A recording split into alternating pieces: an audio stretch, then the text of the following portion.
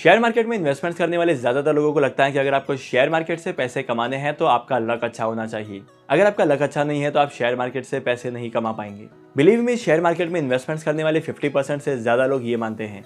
नमस्कार, मैं विमल आप सभी का स्वागत करता हूं आपके अपने YouTube चैनल पर, जहां पर आज के इस वीडियो में मैं आपको बताने वाला हूं ऐसे गोल्डन रूल्स, शेयर मार्केट के ऐसे गोल्डन रूल्स जिसका इस्तेमाल करके आप शेयर मार्केट में इन्वेस्टमेंट्स कर सकते हैं और इतना ही नहीं, आपके इन्वेस्टमेंट्स पर ज्यादा से ज्यादा रिटर्न्स कमा सकते हैं। तो जानना है वो रूल्स कौन से हैं, वो प्रिंसिपल्स कौन से हैं, तो इस वीडियो को शुरू से लेकर एंड तक देखना, वीडियो के एक भी पॉइंट को स्किप मत करना, क्योंकि आज के जो वीडियो है ये काफी ज्यादा इंपॉर्टेंट और इंटरेस्टिंग होने वाली है। तो इस वीडियो को शुरू करने से पहले हमेशा की तरह इस वीडियो को कर देना लाइक, शेयर। इसी के साथ साथ अगर आप इस चैनल पर नए हो तो इस चैनल को करो सब्सक्राइब। देखो, जब कभी भी आप शेयर मार्केट में किसी भी इन्वेस्टमेंट ऑप्शन में या किसी भी कंपनी के शेयर्स में इन्वेस्टमेंट करते हैं तो आपको खुद की रिसर्च करनी है, उसके बाद ही इन्वेस्टमेंट करनी है। लेकिन जब कभी भी इन्वेस्टमेंट करने की बात आती है तो लोग कहते हैं कि शेयर मार्केट में इन्वेस्टमेंट करने के लिए टाइमिंग का होना बहुत जरूरी है। अगर आपने प्रॉपर टाइमिंग को फॉलो नहीं किया तो आप जिंदगी भर कभी भी अच्छे रिटर्न्स नहीं कमा पाओगे। और अगर आपको भी ऐसा लगता है तो मैं आपको ये बता देता हूँ कि ये सिर्फ और सिर्फ एक मिथ है। अगर मैं मोटे मोटे शब्दों में कहूँ तो टाइमिंग इतना इंपॉर्टेंट रोल प्ले नहीं करता है, लेकिन अगर आप कंसिस्टेंटली इन्वेस्टमेंट करते हैं तो इसकी वजह से आप काफी अच्छे रिटर्न्स कमा सकते हैं।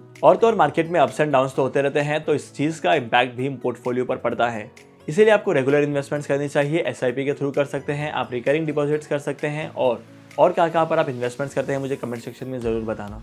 तो सबसे पहला रूल तो ये होगा कि आपको कभी भी टाइमिंग के बारे में नहीं सोचना है, आपको सिर्फ और सिर्फ इन्वेस्टमेंट्स करने के बारे में सोचना है। अगर आप लॉन्ग टर्म के लिए इन्वेस्टमेंट्स करते हैं रेगुलर बेसिस पर तो आई एम 100% श्योर कि आप इन्वेस्टमेंट्स करके कम से कम 15 से 18% के रिटर्न आराम से कमा सकते हैं। तो time is not everything, investing is everything. अब चलते हैं सेकंड रूल पर। ज्यादातर लोग किसी भी इन्वेस्टमेंट ऑप्शन में जब इन्वेस्टमेंट करते हैं तो इनके पास क्लियर गोल नहीं होता है। अगर आपके पास क्लियर गोल नहीं होगा तो आप क्लियरली इन्वेस्टमेंट भी नहीं कर पाएंगे। तो सबसे पहली चीज, आपको जब कभी भी इन्वेस्टमेंट्स करना है तो आपको गोल डिसाइड करना है। तो बेसिकली आपको ये डिसाइड करना है कि आपको कितने अमाउंट की रिक्वायरमेंट होगी और वो रिक्वायरमेंट कब होगी, मतलब कितने साल के बाद होगी। उसके हिसाब से आपको इन्वेस्टमेंट्स करना है। अगर आप ऐसा करते हैं तो आप अपने इन्वेस्टमेंट्स के पोर्टफोलियो पर काफी अच्छे रिटर्न्स कमाएंगे और इसी के साथ साथ फ्यूचर को भी अच्छे से प्रोटेक्ट कर सकते हैं। और इससे पहले मैंने बहुत सारी वीडियोस में बताया है कि अगर आप इन्वेस्टमेंट्स करते हैं तो अपने इन्वेस्टमेंट्स के पोर्टफोलियो को हमेशा ही डाइवर्सिफाई करना है। मतलब अगर आप इन्वेस्टमेंट्स करते हैं इक्विटीज में तो आपको सिर्फ और सिर्फ इक्विटीज में इन्वेस्टमेंट नहीं करना है। और इसी के साथ साथ आप बहुत सारे इन्वेस्टमेंट ऑप्शन में इन्वेस्टमेंट्स कर सकते हैं, जैसे कि म्यूचुअल फंड्स, कमोडिटीज, गोल्ड और इसके अलावा रियल एस्टेट में भी इन्वेस्टमेंट्स कर सकते हैं।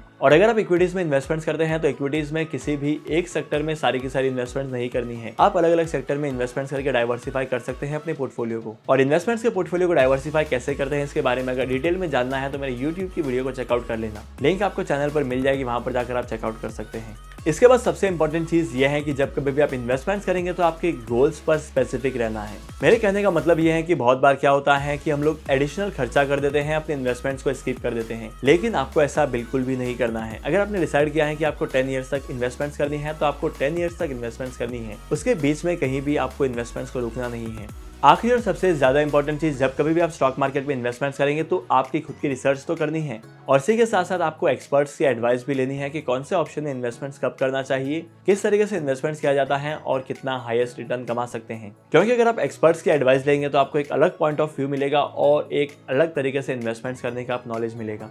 बाकी आपको इन्वेस्टमेंट्स करने वाले बहुत सारे लोग कहेंगे कि आपको इन्वेस्टमेंट्स पहले कर देना चाहिए था, अब लेट हो चुका है, अब आपको इन्वेस्टमेंट नहीं करना चाहिए, आप यहाँ पर ज्यादा पैसे नहीं कमा सकते हैं। बिकॉज आपको पता चल गया है कि टाइमिंग इज नॉट इंपॉर्टेंट। आप जब कभी भी इन्वेस्टमेंट्स करते हैं वो ज्यादा इंपॉर्टेंट होता है। तो आज के इस इंपॉर्टेंट वीडियो को यहीं पर खत्म करते हैं और होप करता हूँ कि आज के इंपॉर्टेंट वीडियो से आपको शेयर मार्केट में या इन्वेस्टमेंट ऑप्शन में इन्वेस्टमेंट्स करने के लिए गोल्डन रूल्स के बारे में पता चल गया है। अगर आप इन इन्वेस्टमेंट्स के रूल्स को फॉलो करते हैं तो आपकी इन्वेस्टमेंट्स को ग्रो करने से कोई नहीं रोक सकता। आप बहुत जल्दी एक वेल्दी इंसान बनेंगे। अगर आपको आज की वीडियो का कंटेंट वैल्यूएबल लगा है तो आज की इस वीडियो को लाइक करना, शेयर करना। इसी के साथ साथ अगर आप इस चैनल पर नए हो तो इस चैनल को करो सब्सक्राइब। मैं आपको मिलूंगा अगली वीडियो में नए टॉपिक के साथ, एक इंटरेस्टिंग टॉपिक के साथ। तब तक के लिए signing off, happy investing and good bye.